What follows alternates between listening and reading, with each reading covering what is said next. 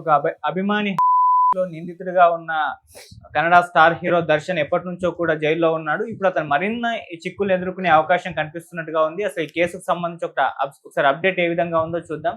Present మనతో పాటు దాము Balaji senior journalist వారిని అడిగి తెలుసుకునే ప్రయత్నం చేద్దాం. నమస్కారం సార్. నమస్తే సార్, దర్శన్ తో పాటు ఈ కేసులో నిందితులుగా ఉన్న మిగతా వారంతా కూడా వాళ్ళు సాక్షులుగా మారి ఇప్పుడు దర్శన్ అగనిస్ట్ గానే సాక్ష్యాలు చెప్తున్నట్టుగా తెలుస్తుంది సార్. మరి ఈ కేసు ఇంకా అతనికి ఉచ్చు బిగించే విధంగా ఉందని, ఇది కానీ ప్రూవ్ అయితే ఉరిశిక్ష పడే అవకాశం కూడా ఉందని కొంతమంది న్యాయ నిపుణులు చెప్తున్నారు సార్. మరి వీళ్ళు నిందితులుగా ఉన్న వాళ్ళు సాక్షులుగా మారడానికి కోర్టు యాక్సెప్ట్ చేసిందా? మరి కోర్టులో వీళ్ళు ఎటువంటి సాక్ష్యాలు చెప్పారు? ఈ కేసు ప్రస్తుత పరిస్థితి ఏంటి సార్? దర్శన్ది ఒక క్లాసిక్ సినిమాటిక్ స్టోరీ. యాక్చువల్గా దర్శన్ అసలు పేరు హేమంత్ కుమార్. అతను దర్శన్ తూగుదీప అని మార్చుకున్నాడు. 2007 నుంచి సినిమా రంగంలోకి వచ్చాడు. దాదాపు 50 సినిమాలు చేశాడు. ఒక రకంగా కన్నడలో మన పవన్ కళ్యాణ్తో పోల్చవచ్చు. ఎందుకంటే పవన్ కళ్యాణ్కి ఇక్కడ ఎంత క్రేజ్ ఉంటుందో సినిమా ఫ్లాప్ అయిన హిట్ అయినా దర్శన్కి కూడా అంత క్రేజ్ ఉంటుంది. అక్కడ దర్శన్ని అభిమానులందరూ డీ బాస్ అని, ఛాలెంజింగ్ స్టార్ అని పిలుస్తారు. దాదాపు 50 సినిమాలు చేశాడు. చాలా సూపర్ స్టార్ ఇది ఉంది అతనికి. సో అట్లాంటి ఒక మామూలు ఫ్యామిలీ నుంచి వచ్చి సూపర్ స్టార్గా ఎదిగి ఇప్పుడు ఉరిశిక్ష పడే పరిస్థితులకు వెళ్ళిపోవడం అనేది నిజంగానే సినిమా తీయగలిగిన సబ్జెక్ట్ అని చెప్పచ్చు. అంటే అట్లాగే దీంట్లో నేర్చుకోవాల్సిన గుణపాఠాలు కూడా చాలా ఉన్నాయి ఇతని స్టోరీలో. లేటెస్ట్గా ఇతనికి చుట్టూ ఉన్న అంటే మొత్తం దాదాపు 16 మంది ఇందులో కేసులు అరెస్ట్ అయ్యారు.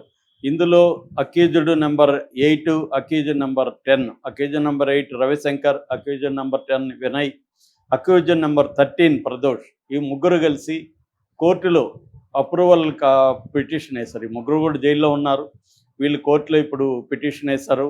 59th సిటీ సివిల్ సెషన్స్ కోర్టులో వీళ్ళు పిటిషన్లు వేశారు. మేము అప్రూవల్గా మారిపోతాము అని చెప్పారు. అందులో ఆ పిటిషన్లో కూడా డీటెయిల్గా అసలు ఈ దర్శన్ ఎలా చంపాడు ఏంటి, వాళ్ళ రోల్ ఏంటి, దర్శన్ రోల్ ఏంటి, ఇవన్నీ కూడా వాళ్ళు డీటెయిల్గా రాశారు ఆల్రెడీ. అదంతా కూడా మీడియాలోకి వచ్చేసింది.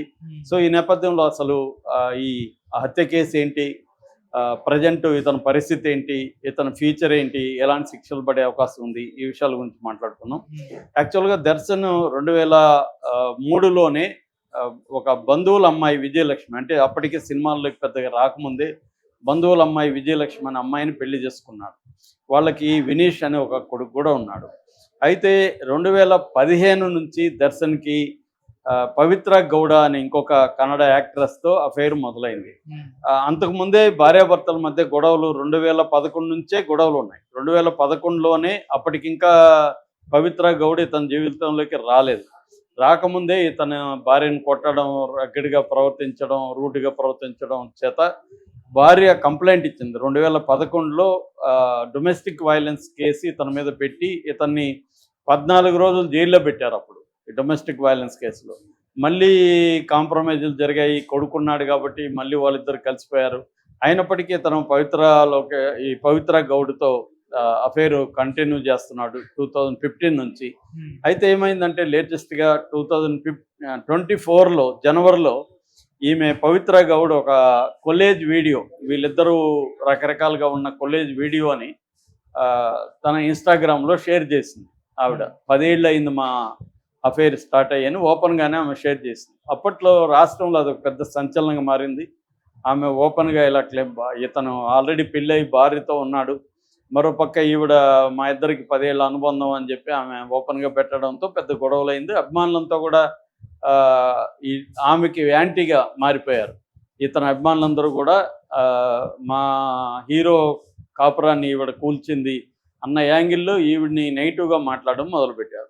అలాగా ఇతనికి హార్డ్ కోర్ అభిమాని ఒక ఆయన ఉన్నాడు, రేణుకా స్వామి, ఆ అబ్బాయి పేరు, 32 ఏళ్ళు. అతనిది చిత్రదుర్గ. అతను ఒక మెడికల్ షాప్లో పనిచేస్తాడు. కొత్తగా పెళ్ళయింది. పెళ్ళయి భార్య అప్పటికి 4 నెలల ప్రెగ్నెంట్ ఈ సంఘటన జరిగే నాటికి. అతనేం చేశాడంటే మామూలుగా అభిమానులకి ఏంది, హీరోల పట్ల చాలా తీవ్రమైన అభిమానం ఉన్నప్పుడు హీరోలను ఎవరన్నా ఏమన్నా అంటే వాళ్ళని విపరీతంగా వాళ్ళు ట్రోల్ చేయడం అనేది ఈ మధ్యకాలంలో మనం లేటెస్ట్గా పవన్ కళ్యాణ్ అభిమానులు ఎలా ఉంటారో మనకు తెలుసు. అలాగా ట్రోల్ చేస్తారు. అలాగా ఇతని అభిమానులు కూడా ట్రోల్ చేస్తున్నారు ఆమెని, పవిత్ర గౌడ్ని. ఇతనేందంటే ట్రోల్ చేయడం కాకుండా డైరెక్ట్గా పవిత్ర గౌడ్ నెంబర్ సంపాదించి ఆమెకి బూత్ మెసేజ్లు పెట్టడం, ఆమెను తిట్టడం, ఇతను బూత్ ఫోటోలు ఆమెకు పంపించడం, తన కసి అంతా ఆమె మీద కసి. ఎందుకంటే మన హీరో కుటుంబాన్ని ఈమె నాశనం చేసింది.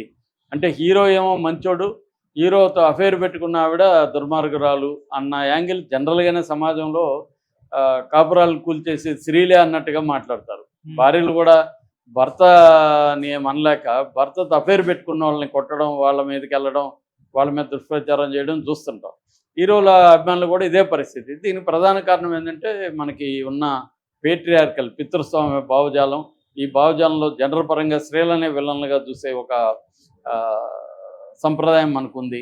అందులో భాగంగానే ఇతను మామూలుగా అయితే తనకి సంబంధం లేని అంశం, రేణుకా స్వామి అతను ఏదో చిన్న ఎంప్లాయీ, ఏదో పెళ్లి చేసుకున్నాడు, ప్రెగ్నెంట్గా ఉంది, సైలెంట్గా తన కుటుంబాన్ని తను చూసుకోకుండా అతను పవిత్ర గౌడికి మెసేజ్లు, బూతు మెసేజ్లు పెట్టాడు. దాంతో పవిత్ర గౌడు ఇతనికి చూపిలేదు. ఎందుకంటే ఇతని నేచర్లోనే వైలెన్స్ ఉంది. ఎవరి నేచర్లో? ఈ దర్శన్ నేచర్లో. ఎందుకు చెప్తున్నాను ఈ మాట అంటే, ఇతను 2021లో ఒక వెయిటర్ మీద, హోటల్లో వెయిటర్ మీద అసాల్ట్ చేశాడు. ఎవరైనా హోటల్లో వెయిటర్ ఏదైనా చేస్తే మందలించి ఇంకో మేనేజర్ని పిలిచి వీడిని తీసేయన్నానో ఏదో చెప్పాలి. వాడి మీద కూడా ఇతనే వెళ్ళాల్సినంత హీరోలు వాళ్ళంతటూ వాళ్ళు వెళ్ళరు. ఎప్పుడైనా ఎవరినో అసిస్టెంట్గా వాళ్ళకి చెప్తారు, వీడిని పక్కకు లాగంటారు అంటారు, దాడి చేయరు చిన్నవాళ్ళ మీద. కానీ ఇతను దాడి చేశాడు. అలాగే 2022లో భరత్ అనే ఒక కన్నడ నిర్మాత మీద దాడి చేస్తే అతను పోలీస్ కంప్లైంట్ కూడా ఇచ్చాడు. అలాగే 2023లో పక్కింటి వాళ్ళ మీద తన కుక్కలను వదిలాడు. అంటే ఇతను వైలెంట్ నేచర్ అనేది ఎప్పటి నుంచో ఉంది. ఇంకా భార్య మీద అనేకసార్లు దాడులు చేయడం, విజయలక్ష్మి మీద కేసులు ఉన్నాయి. సో అలాగే ఇతను అందుకని భయపడి పవిత్ర గౌడ ఇతనికి మెసేజ్ చూపిలేదు. ఎందుకంటే వీడు మళ్ళీ ఏం చేస్తాడో అని ఆమె భయపడింది. కానీ ఆమెకి ఎక్కువ వస్తున్నాయి. వీడు రేణుకా స్వామి ఆపట్లేదు. బ్లాక్ చేస్తే ఇంకొక నెంబర్ నుంచి పంపిస్తా ఉన్నాడు. దాంతో ఆమెకి కూడా హర్ట్ అయిపోయింది. ఆమె కూడా కోపం వచ్చింది, వీడెవడు ఇలా చేస్తున్నాడు. ఆల్రెడీ అభిమానులు ఏమైనా ట్రోల్ చేస్తున్నారో హర్ట్ అయింది. దాంతో ఆమె ఇతనికి హర్ట్ అయినప్పుడు ఆమె ఏదో బాధగా ఉండడం ఏదో జరిగింది. ఇతను అడిగాడు, ఏమైంది ఇలా ఉన్నావు అంటే చివరికి ఆమె చెప్పేసింది. చెప్పగానే ఇతనికి మామూలుగానే వైలెంట్ నేచర్ ఉంది, కట్టలు దించుకున్న కోపం వచ్చింది. దాంతో ఇతను ఏం చేశాడంటే వాడిని ఎత్తుకరండి రా అని చెప్పాడు అసిస్టెంట్కి. అతని దగ్గర ఒక రౌడీ బ్యాచ్ ఉంటుంది. వాళ్ళు వెళ్ళి చిత్రదుర్గకి వెళ్ళి అతను కాపు కాసి అతను మెడికల్ షాప్లో ఉంటే అతను ఎత్తుకొచ్చి నాకన్నా కనీసం మీరెవరు 4 దెబ్బలు కొట్టి వాడిని బెదిరించి పంపించండి అని ఉండాలి. అది కూడా చేయకుండా ఇతనే వెళ్ళి బెల్ట్ తీసి వాడిని కొట్టి టెస్టికల్స్ మీద కాళ్ళతో తన్ని అతన్ని బ్లేడ్లతో కోసి ఒక చెవు తెగిపోయింది. చెవు లేదు అసలు, టెస్టికల్స్ నలిగిపోయినాయి. కొట్టి భయంకరంగా కొట్టి చివరికి ఈమె దగ్గర కూడా కొట్టించి, అసలు ఆమె దగ్గర కొట్టించాల్సిన అవసరం ఉంది. అంటే ఏ స్థాయిలో దిగజారి చేశాడు. అంటే నేనేం చేసినా ఎవడేం చేసుకోలేడు అనే ఒక అహంకారం. రెండోది మితిమీరిపోయిన తన కంట్రోల్లో లేని ఒక నేచరు, కోపం. దాంతో అతన్ని భయంకరంగా కొట్టారు. అతను బక్కబక్కగా ఉండే ఒక బక్క ప్రాణి. వీళ్ళు 14 మంది 15 మంది కలిసి కొట్టారు. ఇతను మెయిన్గా కొట్టాడు. ఇతను దెబ్బల వల్లే చనిపోయినాడు అనేది ఇప్పుడు మిగతా వాళ్ళు చెప్తున్నారు. దర్శన్ దెబ్బల వల్ల. అంటే స్వయంగా ఇతను కొట్టాడు. ఒక రోజంతా కొట్టారు. 7వ తేదీ జూన్ 7, 2024 పట్టుకొచ్చి 8వ తేదీ చంపేశారు. 7వ తేదీ నుంచి 24 గంటలు అతను కొడుతూ ఉన్నారు రకరకాల షెడ్లలో అక్కడ ఇక్కడ పెట్టి. సో చివరికి అతను చనిపోయేసరికి ఎత్తుకుపోయి ఊరు బయట పట్టణ గెరే అనే ఒక ఇది ఉంటుంది. ఆ ప్రాంతంలో డ్రైనేజ్ ఉంటుంది. ఆ డ్రైనేజ్ దగ్గర పడేసేసి వచ్చేసారు. మరుసటి రోజు 9th అక్కడ ఒక భవనం కడతా ఉన్నారు, బిల్డింగ్. ఆ బిల్డింగ్ దగ్గర సెక్యూరిటీగా పనిచేసే అతను కుక్కలు ముసుగుతూ ఉన్నాయి. అక్కడ రౌండ్గా ఎక్కువ కుక్కలు ఉంటే ఏందని చూస్తే ఈ శవం కనబడింది. కుక్కలనంతా తరిమేసి అతను పోలీసులకు ఫోన్ చేశారు. వచ్చి చూస్తే ఈ శవం, ఎవరిది శవం ఏందని వాళ్ళు ఎంక్వైరీ చేస్తే ఇలా రేణుకా స్వామి అనే విషయం తెలిసింది. అక్కడి నుంచి వాళ్ళు చేస్తే ఆల్రెడీ వాళ్ళ ఇంట్లో కూడా ఈ ఫోన్ అవన్నీ తీసుకున్నారు. ఫోన్ దొరికింది. ఆ ఫోన్లో మెసేజ్లు ఇవన్నీ తెలిసాయి. అక్కడి నుంచి వాళ్ళు కిడ్నాప్ సీసీటీవీలు ఇవన్నీ పరిశీలిస్తే కిడ్నాప్ కారు, వెహికల్ ఇవన్నీ తెలిసింది. దాంతో వీళ్ళని పట్టుకొని వీళ్ళని కొడితే వీళ్ళు ఇట్లా మొత్తం చెప్పేశారు ఈయన చేసింది. సో ప్రత్యక్ష సాక్షులు ఉన్నట్టు లెక్క. కల్పరేట్లు వాళ్ళే, సాక్షులు కూడా వాళ్ళే. సో వాళ్ళు మొత్తం చెప్పేసేసరికి ఇతను అప్పటికి మైసూర్ దగ్గర ఇతను డెవిల్ ద హీరో సినిమా పేరు, ఆ సినిమాలో యాక్ట్ చేస్తున్నాడు, షూటింగ్ జరుగుతుంది. ఓకే. అక్కడ పోయి వీళ్ళు పోలీసులు పట్టుకున్నారు. దాని తర్వాత పవిత్ర గౌడ్ని పట్టుకున్నారు, జైల్లో పెట్టారు. పరపర అగ్రహారంలో 70 రోజులు ఉన్నాడు.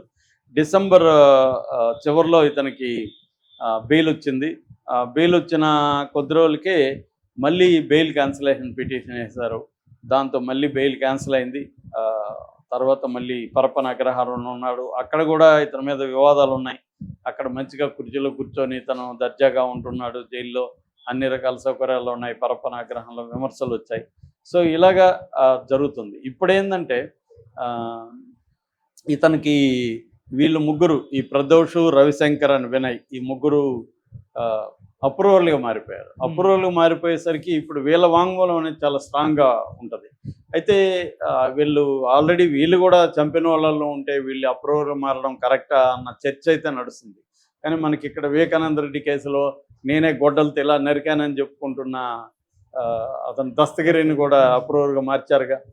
అతను సాక్షిగా వెళ్ళిపోయాడుగా. ఇప్పుడు అసలు నిందితుడు అక్యూజర్ దగ్గర నుంచి సాక్షిగా మారిపోయాడు. దాని మీద కూడా ఇక్కడ హైకోర్టులో నడుస్తుంది, అతను సాక్షిగా పరిగణించవచ్చా అని. ఎందుకంటే ఇప్పుడు అట్లా అనుకుంటే ప్లాన్డ్గా కూడా మన ముగ్గురం కలిసి ఎవరిని చంపేసి ప్లాన్డ్గా ముందే ప్లాన్ చేసుకొని నేను అప్రూవల్గా మారుతా నాకింత అని చెప్పి నేను అప్రూవల్గా మారిపోయి మీ ఇద్దరి మీద నేను చెప్పేస్తే నన్ను వదిలేసేసైతే అందరూ ఇలా చేస్తారు కదా అనేది ఉంది. ఏదేమైనా అది ఇంకా ఫైనల్ కావాల్సి ఉంది. ఇది కానీ బయటకు వస్తే మాత్రం ఇతనిది 100%. అంటే ఇప్పటి వరకు ఏంటంటే వీళ్ళ దగ్గర డైరెక్ట్గా విట్నెస్ ఇతనే కొట్టాడనే దానికి ఆధారాలు ఏమి లేవు. వాళ్ళు కోర్టులో ఎవరు చెప్పరు. కానీ అప్రూవల్గా మారితే కోర్టులో చెప్తారు కదా, మేము చూసాము ఇతను కొట్టాడు, ఇలాగే కొట్టాడు, ఒక చెవి కట్ చేసేసారు, టెస్టికల్స్ని నలిపేశాడు, ఇతను కాళ్ళతో తన్నాడు. ఎందుకంటే ఇతను బలంగా దృఢంగా ఉంటాడు మనిషి, వాడేమో బక్కగా ఉంటాడు. ఇతను 2 దెబ్బలు కొడితేనే చచ్చిపోయేట్టుగా ఉంటాడు వాడు. ఇతని కాళ్ళతో అక్కడ దంతే ఎవడైనా ఎలా బతుకుతాడు. సో అలాగా టార్చర్ చేసి అతను చంపారనే తేలితే మాత్రం ఖచ్చితంగా ఉరిశిక్ష కూడా, మరణశిక్ష కూడా పడే అవకాశం అయితే దర్శనకు ఉంది. అంటే ఒక సూపర్ స్టార్గా ఎదగాల్సిన, ఇంకా నిలబడాల్సిన వయసులో 50 సినిమాలు చేసి తన కంట్రోల్ తప్పే ఒక అహంకారం, కంట్రోల్ లేని కోపం ఉండడం అనే నేచర్ వల్లనే అతను చేసుకున్నాడు ఇలాగా. సో ఇదొక విషాదం అని చెప్పాలి. దీని నుంచి గుణపాఠం నేర్చుకోవాలి. అంటే మన కంట్రోల్ చేసుకోకపోవడం, లాజిక్ని అప్లై చేయకపోతే ఇది సమస్య. అట్లాగే అభిమానులు కూడా వాళ్ళ జీవితం అభిమానించడం వరకు ఓకే, కానీ దానికి మించి అతనికి సంబంధం లేని పవిత్ర గౌడ్కి ఆ మెసేజ్ పంపించాల్సిన అవసరం అతనికి ఏ రకంగా లేదు. సో అతను మితిమీరిన అభిమానంతో చివరికి తను అభిమానించే హీరో చేతిలోనే అతను చనిపోవడం అనేది అదొక విషాదం. సో దీని నుంచి చాలా లెసన్స్ అయితే నేర్చుకోవచ్చు. Okay, thank you so much.